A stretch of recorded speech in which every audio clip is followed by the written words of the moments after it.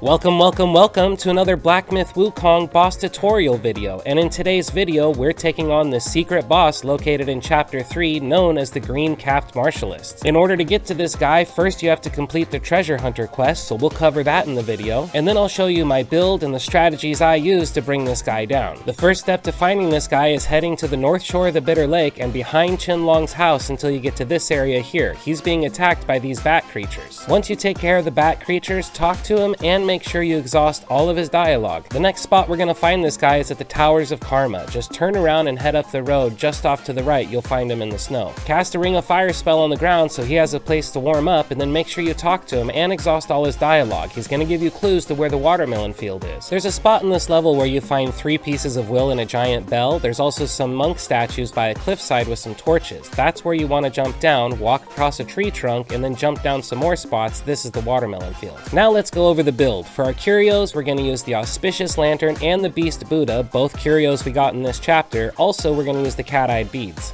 For vessels, we're going to use the Fireproof Mantle, because the Green Capped Martialist does fire damage, and when you use the Fireproof Mantle, it's going to grant you some focus for a little bit. Our main attack is going to be sprinting around while we charge up our smash stance, so you want to use all 4 pieces of the Pilgrim's Garb and the Cloud Pattern Stone Staff to increase the damage you do with these smash attacks. So make sure you go over into your staff stance skill tree and upgrade your smash stance so that you have the ability to sprint around and make it cheaper and quicker to charge up your heavy attacks. In the survival tree, we're not going to be dancing around with this guy a lot, so I would just put a bunch of points into increasing your attack power and your critical hit damage. As far as your spells go, Immobilize is not going to work on this guy. Put all your points into Ring of Fire instead. Cloud Step is essential in this fight. Fully upgrade that skill tree. Ignore the Pluck of Many, and under transformations, do Cold Edge so we reduce the cooldown of our Cloud Step. Now let me show you how to use all this to bring him down. When the fight begins, start by charging a smash attack, and then while you're charging it, start sprinting around the room. Because of the Pilgrim's Garb, the more you're sprinting, the more damage you're going to do with your attack, up to 10-fold. We want to keep using this attack on him as many times as we can, and Cloud Step and Ring of Fire are going to both help with that, because Cloud Step's going to create a decoy and Ring of Fire is going to help charge your attack. Just make sure you don't put the decoy in the Ring of Fire. When you're in Cloud Step, you can also use your Auspicious Lantern by drinking from your gourd to do even more damage. And even though Cloud Step needs to recharge, our Ring of Fire is still going because it's fully upgraded. And the final perk says if you sit in here long enough, the abilities will keep going after the ring is ended. See here how it's disappeared, but my focus points are still going up and my stamina has still been extended?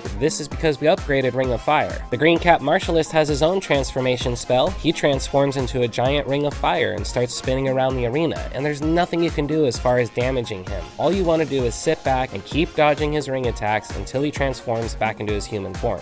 Now that we can do damage to him again and we have 3 focus points, we're going to transform into the Yin Tiger, because he's going to keep those 3 focus points. That's why the sword in the meter is yellow. Now we just need to build up the red one to get to the 4th focus point, and then we can use his Wind Waker ability. If you're having trouble with the Yin Tiger, it's probably because you're not going into the transformation with full focus points. Any transformation works in this fight though. Just know when you get this guy to 50% health, he's going to transform into 2 rings this time. The rings take turns attacking you, so if you know which one is coming next and you're paying attention, they're not that hard to dodge, or this might be a good time to use the Fireproof Mantle. Once he comes out of the transformation of the 2 rings, he's going to come at you with some nasty attacks. Everything he does gets upgraded a little bit at this point. But that doesn't change our plan of attack. We need to find a spot to make a Ring of Fire, and then we're going to do a Cloud Step decoy somewhere so that we can go charge up our heavy attack while he's focusing on the decoy. Then when our charged heavy attack is charging, we start sprinting around the arena so that we can do more damage once we unleash this on him. And the great thing about this attack plan is if you don't have Ring of Fire or Cloud Step available, you don't necessarily need it. You can just charge a heavy attack and sprint around the arena until you can hit him.